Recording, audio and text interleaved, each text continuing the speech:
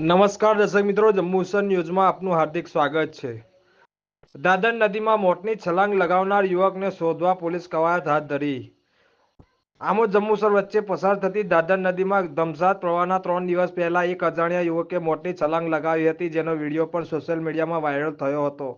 જેના કારણે આમોદ તાલુકા વહીવટી તંત્ર દાદર નદી ઉપર આવી ગયું હતું અને પોલીસ યુવકને શોધવા માટે ભારે શોધખોળ આદરી હતી, પરંતુ તેના કોઈ પતો લાગ્યો ન હતો।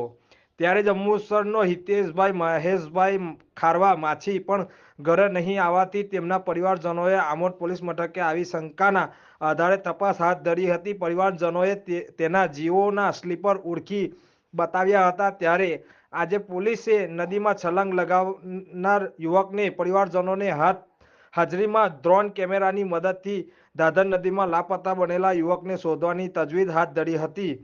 હાલ દાદર નદી બે કાંઠે વહી રહી છે, તેમજ નદીમાં લીલી વેલનું પ્રમાણ વધુ પ્રમાણમાં હોવાથી શોધવામાં મુશ્કેલી પડી રહી હોવાનું જાણવા મળ્યું છે।